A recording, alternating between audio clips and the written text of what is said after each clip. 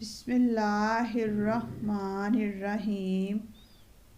حضور اکرم صلی اللہ علیہ وسلم نے فرمایا کہ مرنے کے بعد قبر میں مردے کی پہلی حرکت کیا ہوگی؟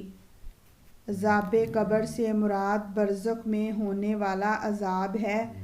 اسے عذاب قبر اس لیے کہا جاتا ہے، عام طور پر مردے کو قبر میں ہی دفن کیا جاتا ہے، ورنہ جسے اللہ تعالیٰ نے عذاب دینے کا ارادہ کر لیا ہے اسے عذاب ضرور ہوگا، چاہے وہ قبر میں دفن ہو یا نہ ہو، چاہے اسے درندوں نے کھا لیا ہو یا اس کی راکھ بنا کر ہوا میں اڑا دی گئی ہو۔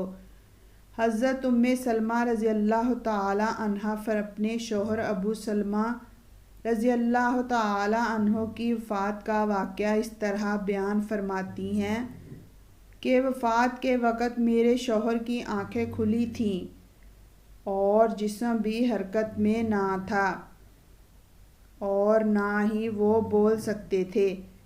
کسی نے میرے شوہر کی اس حالت کی خبر نبی اکرم صلی اللہ علیہ وآلہ وسلم کو دی تو نبی کریم صلی اللہ علیہ وآلہ وسلم گھر تشریف لائے۔ جب نبی مکرم صلی اللہ علیہ وآلہ وسلم میرے شوہر کے پاس آئے تو دیکھا کہ میرے شوہر کی آنکھیں کھلی ہیں۔ انہوں نے اپنے ہاتھ مبارک سے آنکھیں بند کرتے ہوئے فرمایا، جب موت کا فرشتہ انسان کی روح قبض کرتا ہے تو اس کی آنکھوں کی روشنی بھی روح کے ساتھ چلی جاتی ہے۔ جب نبی اکرم صلی اللہ علیہ وآلہ وسلم کے منہ سے یہ الفاظ نکلے تو گھر والوں نے رونا شروع کر دیا کہ ابو سلمہ رضی اللہ تعالی عنہ اب اس دنیا میں نہیں رہے۔ نبی کریم صلی اللہ علیہ وآلہ وسلم نے فرمایا کہ مرنے والے کو اچھے لفظوں میں یاد کرنا چاہیے، کیونکہ اس وقت فرشتے پاس ہوتے ہیں۔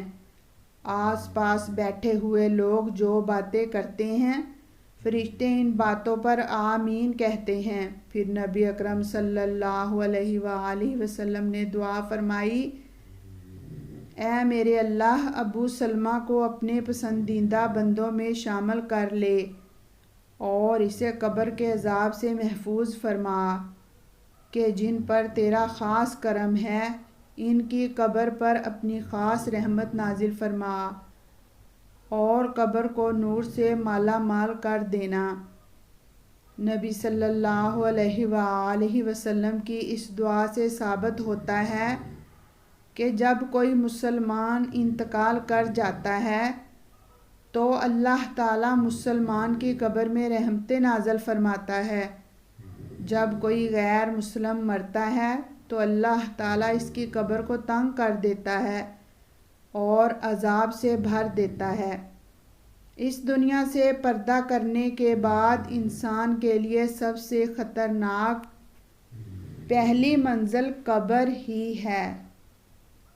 اگر اپنی پہلی منزل یعنی قبر کے عذاب سے بچ جائے تو اس کے لیے باقی منزلیں پار کرنا کوئی مشکل نہیں رہتا۔ اس لیے نبی اکرم صلی اللہ علیہ وآلہ وسلم نے فرمایا کہ مرنے کے بعد انسان کو کئی منزلیں طے کرنا پڑتی ہیں، جن میں سب سے پہلے قبر کا عذاب ہے۔ انسان قبر کی سختی سے بچ جائے تو دوسری منزل آسان ہو جاتی ہے۔ ایک دفعہ نبی اکرم صلی اللہ علیہ وآلہ وسلم قبرستان جا رہے تھے تو رسول اللہ صلی اللہ علیہ وسلم نے قبر کے عذاب کا بیان کرتے ہوئے فرمایا کہ اگر مجھے اس بات کا ڈر نہ ہوتا کہ تم میت کو قبر میں دفنانا چھوڑ دو گے تو میں رب کریم سے دعا فرماتا کہ تمہیں قبر کے عذاب سے آگاہ فرما دیتا، بالکل اس طرح جس طرح میں دیکھ رہا ہوں اور سن رہا ہوں۔ آپ صلی اللہ علیہ وسلم جب صحابہ کرام کو قبر کے عذاب سے آگاہ فرماتے تو سب کے رونگٹے کھڑے ہو جاتے۔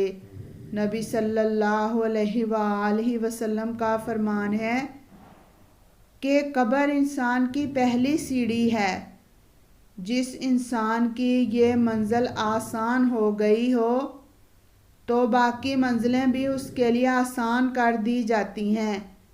جس نے یہ منزل آسانی سے طے نہ کی ہو اس کے لیے دوسری منزل طے کرنا بہت ہی مشکل ہو جاتا ہے۔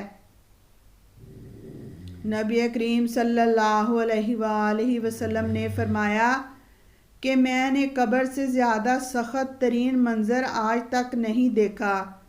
نبی کریم صلی اللہ علیہ وآلہ وسلم کا فرمان مبارک ہے کہ میت کو جب قبر میں دفن کر کے واپس گھر کی طرف لوٹتے ہیں تو میت واپس لوٹنے والے لوگوں کے پیروں کی آواز بخوبی سن رہی ہوتی ہے۔ مرنے والا اگر مسلمان ہے تو اس کے سر کی طرف نماز روزہ، اس کے دائیں طرف زکوٰۃ، اس کے بائیں طرف اور جتنے بھی نیک اعمال ہیں اس کے پاؤں کی طرف آ جاتے ہیں۔ حج، روزہ، نماز، زکوٰۃ، جتنے بھی اس کے نیک اعمال ہیں سب مل کر اس کی حفاظت کرتے ہیں۔ اسے کہا جاتا ہے کہ بیٹھ جاؤ، پھر وہ بیٹھ جاتا ہے۔ سورج اس کو ایسے دکھائی دیتا ہے جیسے غروب ہونے کو ہے۔ پھر اس سے کہا جاتا ہے تم اس شخص کے بارے میں بتاؤ جو تم میں محبوس ہوا تھا، کیا گواہی دیتے ہو؟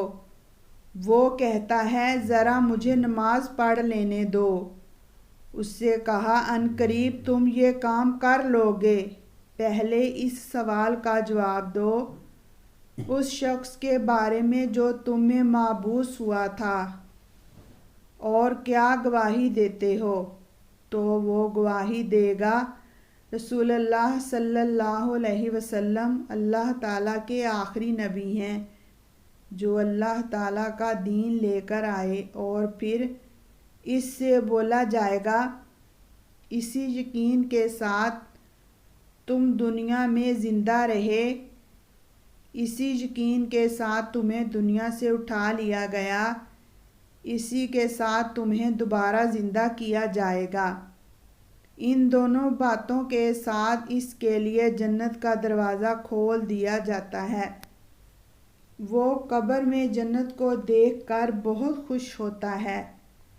پھر اس کو دوزخ کا دروازہ کھول کر دکھایا جاتا ہے اور کہا جاتا ہے اگر تیرے اعمال اچھے نہ ہوتے تو تمہیں جہنم کے گہرے حصے میں ڈال دیا جاتا۔ نیک بندے کی قبر کو اللہ تعالیٰ کشادہ اور نور سے منور فرما دیتے ہیں اور روح کو اعلیٰ قسم کا عطر لگا دیا جاتا ہے۔ غیر مسلم کے بارے میں فرمان یہ ہے کہ جب قبر کا عذاب اس پر آتا ہے تو اس کے ارد گرد کوئی بھی نیک اعمال نہیں ہوتے جو اس کی حفاظت کر سکیں۔ پھر اس کافر کو حکم دیا جاتا ہے کہ بیٹھ جاؤ، تو وہ ڈر کر اٹھ کر بیٹھ جائے گا۔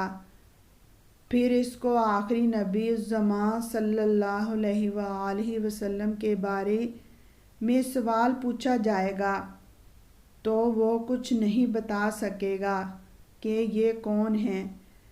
پھر اس کو محمد صلی اللہ علیہ وآلہ وسلم کے بارے میں جواب دیا جائے گا تو وہ کہے گا کہ مجھے معلوم نہیں محمد صلی اللہ علیہ وآلہ وسلم کون ہیں۔ پھر اس کو کہا جائے گا کہ تو دنیا میں غیر مسلم تھا، غیر مسلم ہی مرا اور غیر مسلم ہی اٹھایا جائے گا۔ پھر اسے جنت کا دروازہ کھول کر دکھایا جائے گا اور فرمایا جائے گا اگر تم نیک اعمال کیے ہوتے تو تمہیں جنت میں گھر مل جاتا اور پھر اسے جہنم کے دروازے پر لے جایا جائے گا۔ تو نے ہمیشہ ہی گناہوں کو پسند کیا۔ پھر اس کافر کی قبر کو چاروں طرف سے آپس میں ملا دیا جائے گا، حتیٰ کہ اس کی پسلیاں ریزہ ریزہ ہو جائیں گی اور ہڈیاں چور چور ہو جائیں گی۔ اللہ تعالیٰ کا فرمان ہے کہ جو بندہ میری بتائی ہوئی باتوں پر عمل نہیں کرے گا تو میں اس کے لیے قبر کو تنگ کر دوں گا۔ حضرت عبداللہ بن عمر سے روایت ہے کہ رسول اللہ صلی اللہ علیہ وآلہ وسلم نے فرمایا کہ جب انسان انتقال کر جاتا ہے تو اس پر صبح و شام اس کا ٹھکانہ پیش کیا جاتا ہے۔ اگر وہ اہل جنت ہے تو جنت والوں کا مقام، اور اگر اہل جہنم ہے تو جہنم والوں کا مقام اسے دکھا دیا جاتا ہے اور کہا جاتا ہے یہی تیرا ٹھکانہ ہے جب تک کہ اللہ تعالیٰ روز قیامت تجھے اٹھائے گا۔ اسی طرح حضرت عائشہ رضی اللہ تعالیٰ عنہا سے روایت ہے کہ ایک یہودی عورت ان کے پاس آئی اور عذاب قبر کو یاد کرتے ہوئے حضرت عائشہ رضی اللہ تعالیٰ عنہا کو دعا دی کہ اللہ تعالیٰ آپ کو عذاب قبر سے محفوظ رکھے۔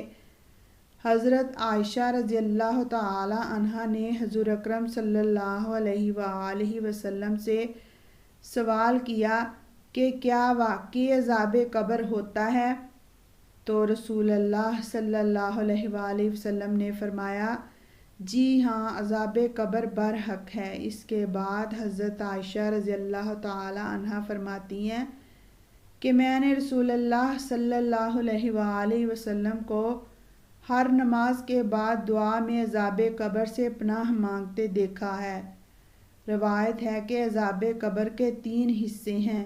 1/3 عذاب پیشاب سے نہ بچنے کے لیے ہوتا ہے، 1/3 غیبت کے سبب اور 1/3 چغل خوری کے سبب ہوتا ہے۔ اللہ تعالی ہمیں عذاب قبر اور اس کی مصیبتوں سے محفوظ فرمائے۔